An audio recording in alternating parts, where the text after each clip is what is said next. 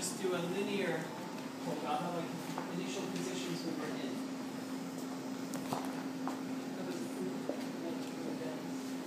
How does it look when we dance?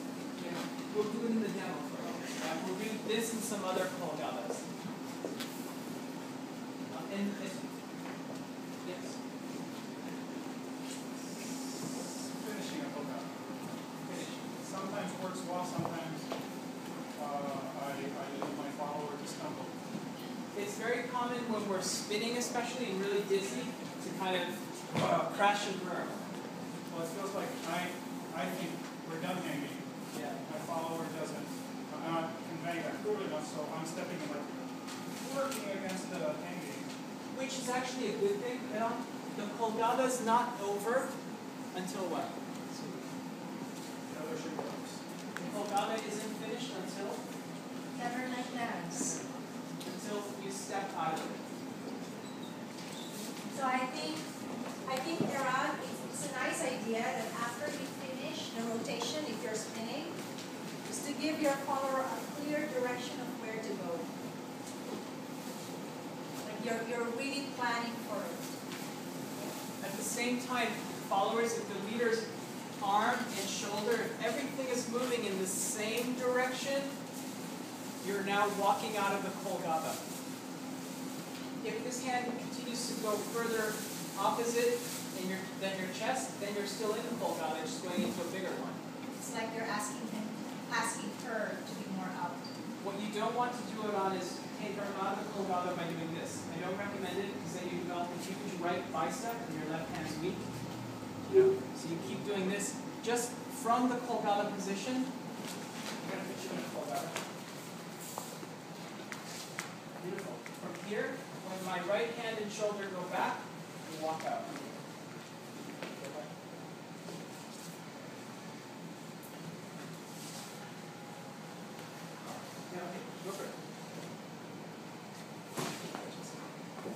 That's good. Let me use this against the wall.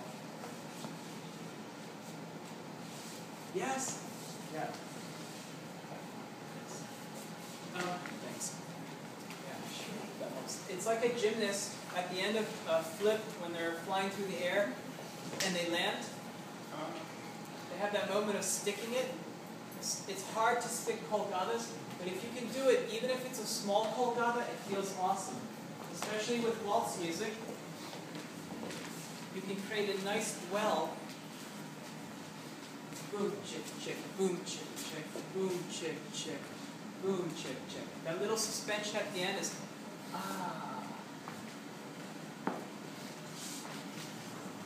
Did you just say it's a kolgada, even if you're dancing, let's say close, and all you do is decide that you're going to go turn, yes. let the person go out a little. Yeah, or just start turning. Or let them come back.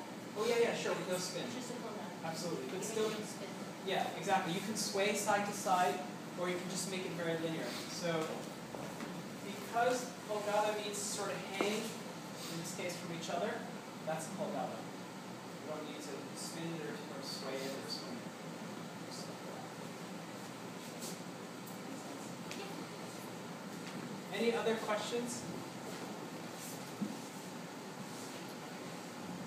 What did we learn today? Did we learn something scary? Or the potential to be scary? And of course, tango scary means what? Safety first. Thank you. Safety first, right? Because I know the answer. yeah, I mean, when you're doing something in tango, and tomorrow you'll see this with surprises too, there are good surprises and bad surprises. There are probably good scares and bad scares, right? The little boo around the corner is not going to freak them out. So this is supposed to be a little boo where you can have some fun with the music.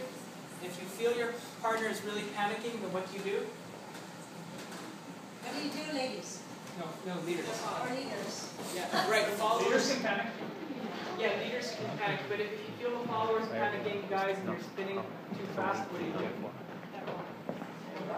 Stop. Yeah, slow down. Don't do it, or do it less. But if they're really having fun, then what? Do it again, right? And what about for the followers? What's the parachute? What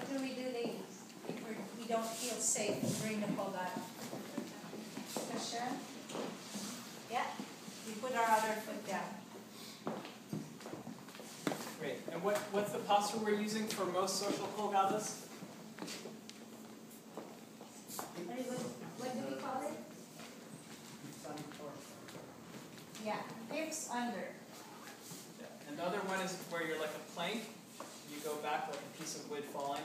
But we recommend that you do that if you're more advanced or maybe for smaller colgados. Okay. And for right now, are we changing our height?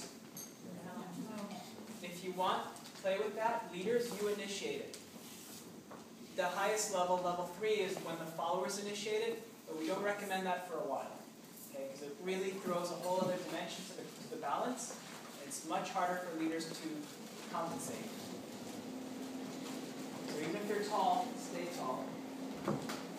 What happens to our leaders when they send us out into a Colgado? What analogy did we use? They become a what? A wall. A wall that we, what, ladies? We hang out from. You see this giant column in the review video.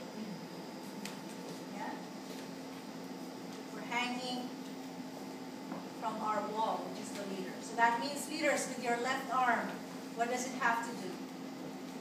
It has to be Stable. stable and fixed. So no telescoping. Can you show telescoping? Here I don't You have just any. lost half the mountain. On the Okay. other hand, followers do the opposite. They're flexible here and then can engage to hold on. Ideally, leaders, how many points of connection do we have? 1, 2, take a guess. 3.